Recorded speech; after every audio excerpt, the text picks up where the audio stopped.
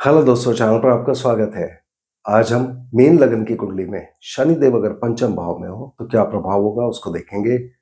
मैं 3 पार्ट में वीडियो को कवर करूंगा। पहले पार्ट में व्यक्ति की जिंदगी पे एक ओवरऑल इफेक्ट और महत्वपूर्ण योग दूसरे ग्रहों के साथ। दूसरे भाग में ज्यादा सूक्ष्मता में जाते हुए शनिदेव को डिग्री वाइज एनालिसिस करेंगे और नक्षत्र वाइज। और तीसरे पार्ट में मैं आपको उपाय बताऊंगा और बीच बीच में जहां जहां एप्लीकेबल है जिस जिस कंडीशन के साथ वो उपाय भी मैं आपको बताता रहूंगा। तो शनि देव इस कुंडली में पंचम भाव में बैठे हैं। 11वें भाव के मालिक होते हैं, जो कुंडली का सबसे अच्छा भाव होता है। लाभ स्थान हर तरह की लाभ और इच्छा पूर्ति देता है। और 12वें भाव का मालिक होते हैं, जो कि विदेश लेके जाता है, खर्चा, हॉस्पिटल और कमजोरी देता है सभी चीजों में। तो एक कुंडली का सबसे अच्छा भाव और दूसरा उतना अच्छा भाव नहीं, तो दोनों भाव को हमें क्लियरली एनालाइज करना चाहिए। अब व्यक्ति के जीवन पे ओवरऑल इफेक्ट शनिदेव 4 चीजों पे डालते हैं: व्यक्ति की संतान, मकान, दौलत और सेहत। संतान इसलिए कि पंचम भाव में बैठे हैं, मकानों के कारक होते हैं।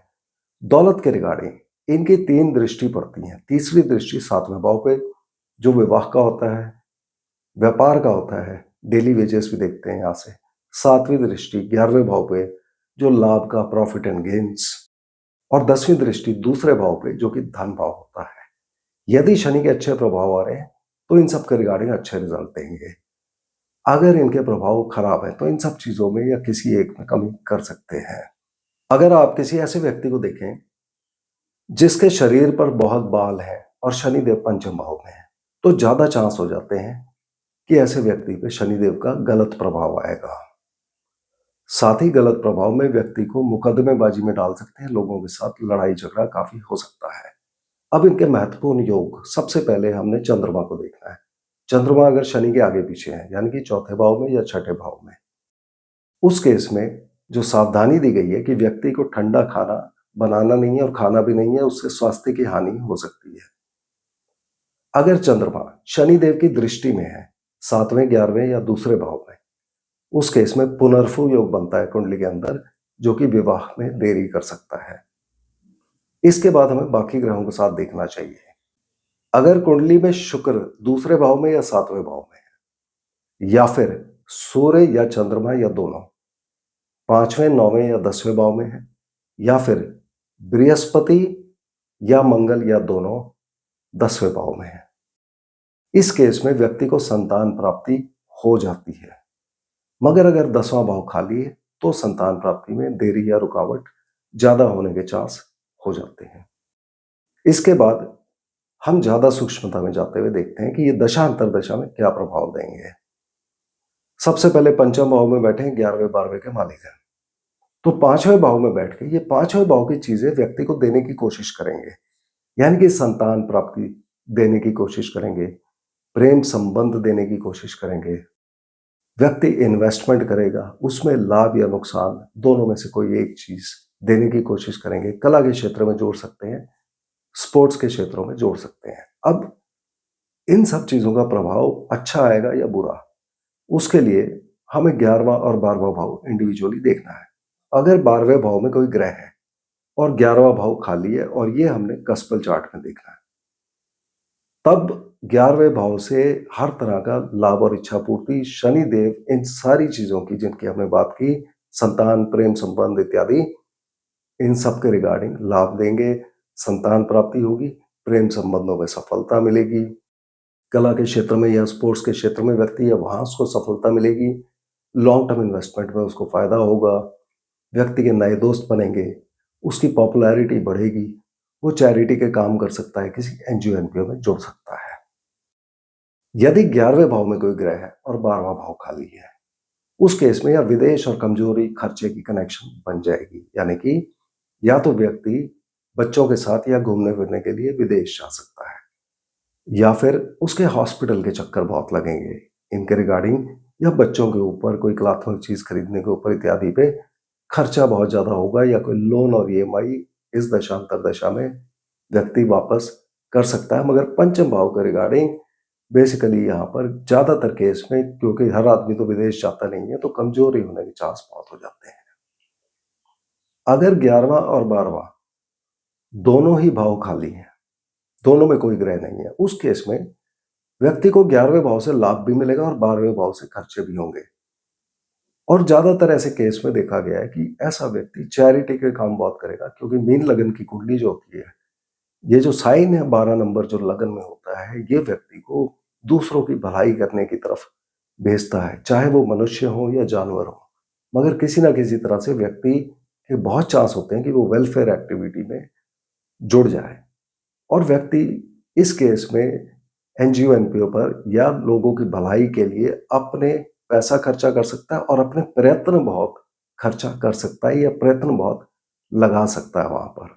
तो शनिदेव के अच्छे या बुरे प्रभाव ये 12वें भाव पर डिपेंड करेंगे। इसके बाद इनके एडिशनल प्रभाव आएंगे, उसके लिए हमें इनको डिग्री वाइज ब्रेक करना है। अगर शनिदेव पंचम भाव के अंदर 0 से 3 डिग्री 20 मिनट के बीच में हुए, तो जो एडिशनल प्रभाव आएंगे उसके लिए हमने बृहस्पति की कंडीशन देखनी है। बृहस्पति कुंडली में अच्छी जगह पर है तो अच्छे प्रभाव आएंगे।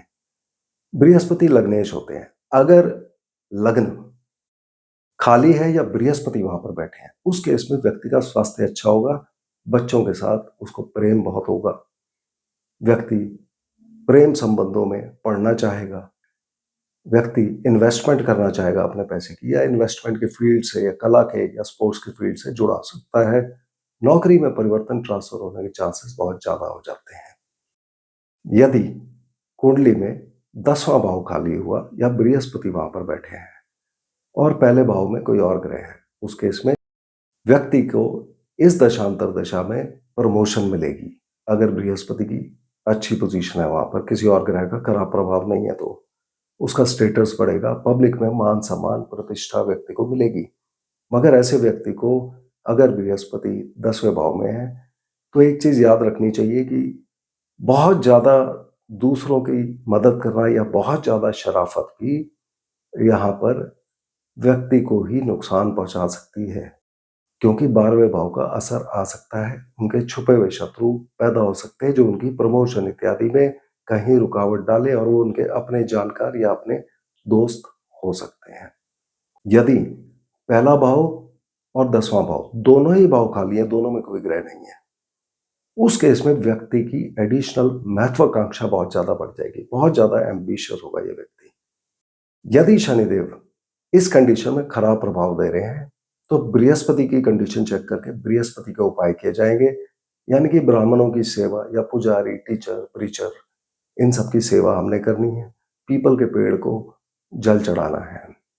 यदि शनिदेव पंचम भाव में 3 डिग्री 20 मिनट से लेके 16 डिग्री 40 मिनट में हुए, तो ये अपने ही नक्षत्र में होंगे, पुष्य नक्षत्र में, तो इनके अपने प्रभाव आएंगे 5वें घर के, 11वें और 12वें के, जो हमने शुरू में बात की।